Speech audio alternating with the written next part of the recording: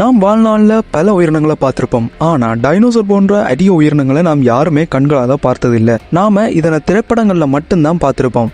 இந்த உலகில் பல உயிரினங்கள் வாழ்ந்து அழிந்துள்ளது. ஆனால் அதில் டைனோசர் மட்டும் அதிக அளவில் மக்களால் பேசப்படுகிறது. இது மட்டுமன்றி திரைப்படங்கள் எடுக்கப்படுகின்றது, அதனுடைய படிமங்கள் சேர்த்து வைக்கப்பட்டிருக்குது. இதற்கு காரணம் இந்த டைனோசர்கள் தங்கள் அறிவிலும் உயரத்திலும் வடிவத்திலும் எல்லாத்திலையுமே சிறந்ததாக இருந்திருக்குது. இந்த காரணத்தினாலேயே மக்களின் பார்வைக்கு திகைப்பூட்டக்கூடிய டைனோசர்கள் உள்ளது.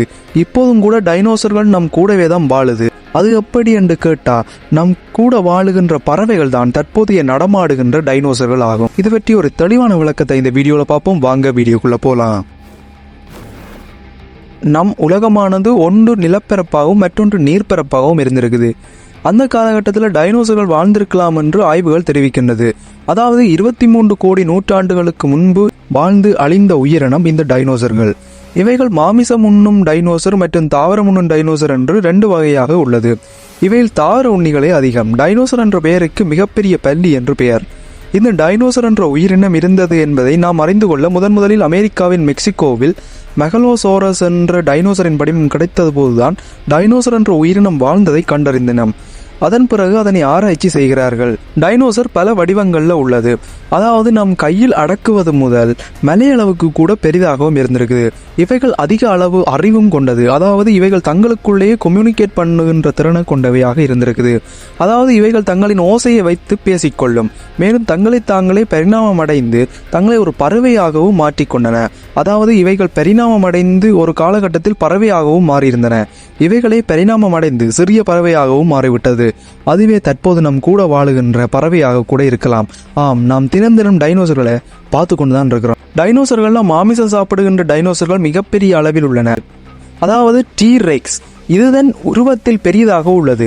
இதற்கு 2 கால்கள் மட்டுமே இருக்கும், மற்ற 2 கைகளாக செயற்படும். இது வேட்டையாடி உண்ணுகின்ற மாமிச உண்ணியாகும். இந்த தாவர உண்ணி எடுத்துக்கொண்டோம்னா இவை நீண்ட கழுத்துடன் உள்ளது. இவை டீரெக்ஸ் டைனோசரை விட அதிக அளவில் அன்றைய காலகட்டத்தில் வாழ்ந்திருக்குது. டைனோசர்கள் பொதுவாக நாம் எல்லாரும் நினைப்பது போல வேகமாக சிங்கம் போல கத்தும் என்று நினைக்கின்றோம். ஆனால் இவைகள் உண்மையில் பூனை போல கத்துமாம். டைனோசர்கள் நாம் படத்தில் பார்ப்பது போல வேகமாக ஓடாது. அது மிக மெதுவாகவே செல்லும். இவைகள் முட்டையிட்டே வாழும். இவைகள் பல நிறங்களை பார்க்கக்கூடிய தன்மையை கொண்டது. அதாவது மனிதனின் கண்களுக்கு தெரிவதை விட பல நிறங்களை டைனோசர்களால் பார்க்க முடியும். இவை தங்களையே தகவமைத்துக் கொள்ளுகின்ற திறன் படைத்தவை. அதாவது சூழ்நிலைக்கு ஏற்றவாறு தனது உடலின் வெப்பத்தையும் குளிரையும் மாற்றக்கூடிய திறன் படைத்தது. 17 கோடி வருடங்கள் பூமியில் வாழ்ந்தவை இந்த டைனோசர்கள். இந்த டைனோசர்கள் வாழ்ந்த காலகட்டத்தில் பூமியில் ஒரு பெரிய கல் ஒன்று விழுந்ததால் இந்த டைனோசர் உயிரினம் முழுவதும் அழிந்து போனது. அதாவது 14 கிலோமீட்டர் விட்டம் கொண்ட மிகப்பெரிய கல் பூமி மீது விழுந்து பூமியின் மொத்த பகுதியும் அழிந்து புகைமூட்டமாக இருந்தது. இதனால ஒரு வருடத்துக்கு சூரியன் ஒளி பூமி மீது படவே இல்லை. ஒரு சில உயிரினங்கள் மட்டுமே தப்பின. இதனுடைய கடைசி பரிணாமமே பறவைகள், ஓணான் போன்றவை ஆகும். இந்த வீடியோ பிடிச்சிருந்தா லைக் பண்ணுங்க, ஷேர் பண்ணுங்க, கமெண்ட் பண்ணுங்க, கண்டிப்பா சப்ஸ்கிரைப் பண்ணுங்க. வேறொரு வீடியோட வேறொரு கண்டென்ட்டோட உங்களை சந்திக்கும் வரை உங்களை விடைபெற்றுக் கொள்ள நான் உங்கள் MK திருச்செல்வம் கௌதம்.